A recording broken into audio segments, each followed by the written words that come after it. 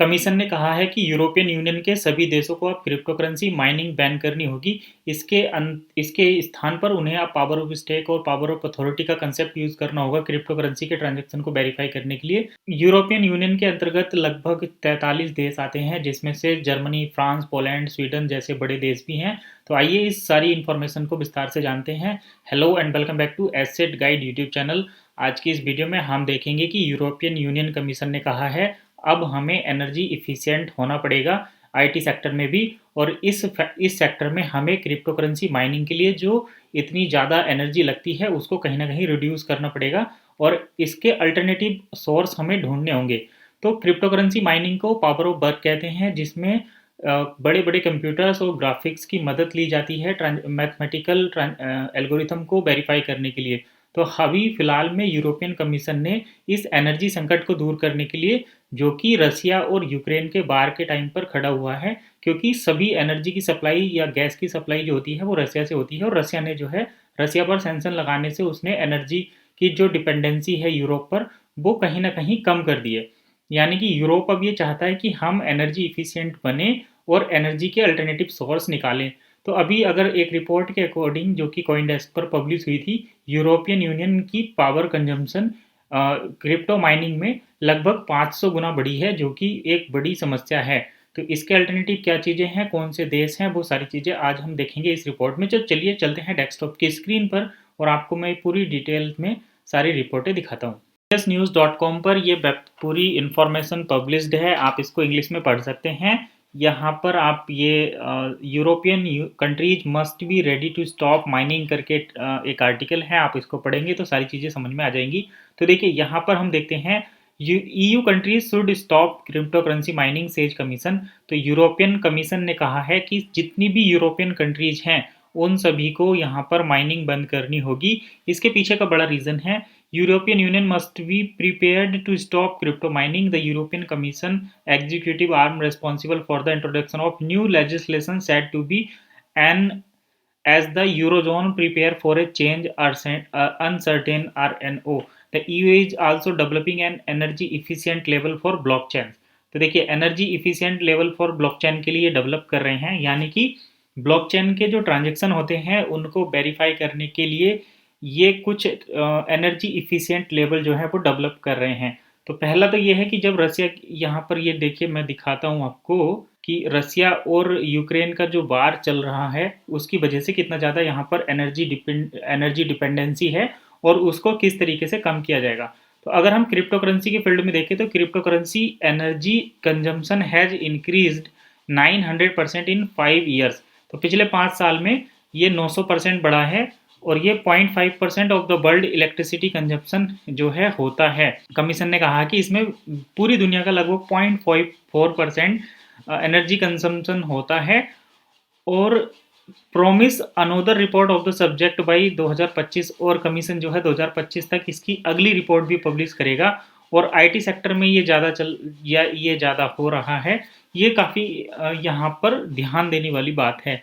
तो in the event it is necessary to reduce load on electrical system. तो electrical system पर load को कम करना पड़ेगा and must be prepare to stop crypto currency mining, और क्रिप्टो करेंसी माइनिंग को बंद करना पड़ेगा, ये यहाँ पर कहा गया है। और यहाँ पर मैं आपको दिखाता हूँ जो रसिया है, ये देखिए EU also developing an energy efficient level for blockchain as disruption of gas supply by Russia।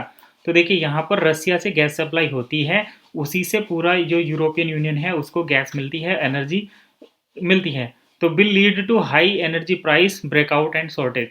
तो रसिया से जो गैस की सप्लाई होती है उसके प्राइस हाई हैं और उसकी शॉर्टेज भी चल रही है, इस वजह से यूरोपियन यूनियन एनर्जी कंजम्पशन को कम कर रहा है।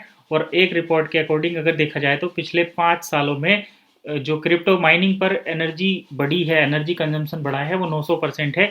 इसीलिए यूरोपियन यूनियन ने ये एक निर्णय लिया है कि अभी आने वाले टाइम में क्रिप्टो करेंसी माइनिंग को बैन कर दिया जाए और उसके अल्टरनेटिव सोर्स यहाँ पर यूज किए जाए। तो सबसे पहले मैं आपको बता देता हूँ कि कौन कौन से देश हैं जो कि यूरोपियन यूनियन के अंदर आते हैं। तो यहाँ पर कुछ बड़े देश हैं जिनका हम नाम लेंगे। तो जैसे आप बेल्जियम का नाम आप जानते होंगे, ऑस्ट्रिया, बल्गारिया तो आप सभी जानते होंगे, क्रोएशिया, साइप्रस। मैं यहाँ पर मेन देखता हूँ, देखिए ये है Denmark, Estonia, Finland, France, Germany, Greece, Hungary, Ireland, Italy, Latvia, ये तो बड़े देश हैं जिसको आप जानते हैं। माल्टा का नाम भी आपने सुना होगा।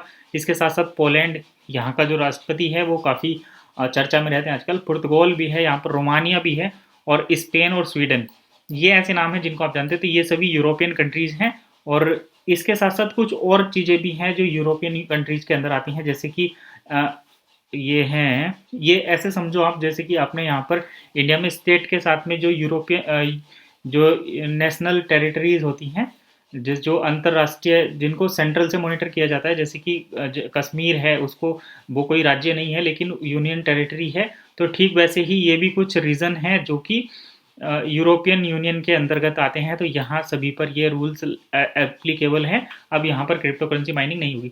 अब देखिए हम इसके अल्टरनेटिव भी देखते हैं कि क्या है अल्टरनेटिव, और किस तरीके से ऑलरेडी क्रिप्टो मार्केट ने इसके जो सब्सटीट्यूट हैं वो तैयार किए हैं।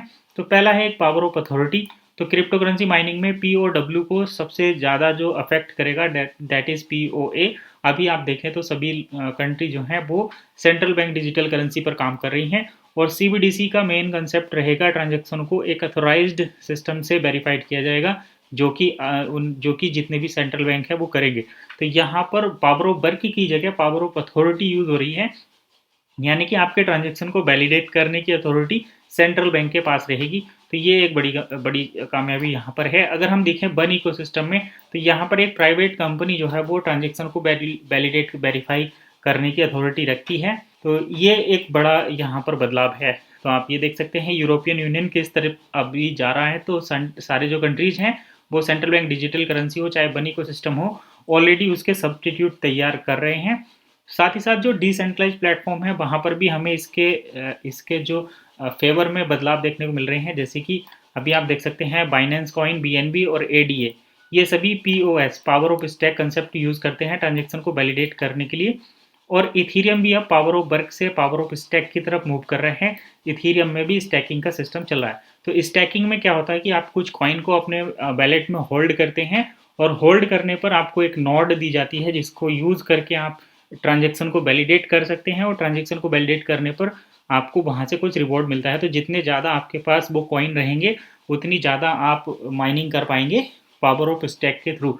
आपको उतनी ज़्यादा अथॉरिटी, आपको उतनी ज़्यादा जो है कैपेसिटी यहाँ पर रहेगी। लेकिन अगर हम बात करें CBDC के कंसेप्ट में और बन इकोसिस्टम के कंसेप्ट में, तो यहाँ पर पावर ऑफ अथॉरिटी यूज़ किया जाता है, power of authority system use किया जाता है ट्रांजैक्शन को वेरीफाई करने के लिए। यहाँ पर आपको कॉइन की ज़रूरत नहीं रहती। जैसे अगर ऐसा होता तो जिनके पास ज़्यादा कॉइन है वही ट्रांजैक्शन को वेरीफाई कर पाते, लेकिन यहाँ पर जो सिस्टम रहेगा उसमें एक अथोराइज्ड अथॉरिटी रहेगी, चाहे वो रिजर्व बैंक हो सकता है, सेंट्रल बैंक हो सकता है, या फिर अदर फाइनेंशियल इंस्टीट्यूट हो सकते हैं जो कि ट्रांजैक्शन को वेरीफाई करेंगे। जैसे बन इकोसिस्टम में एक प्राइवेट कंपनी ही सारा कुछ यहाँ पर मैनेज करती है। तो यही थी आज की इस वीडियो का मेन पॉइंट। आई होप आपको समझ में जरूर आया होगा। तो मिलते हैं नेक्स्ट वीडियो में नई इन्फॉर्मेशन के साथ। तब तक के लिए कीप वॉचिंग एसेट गाइड।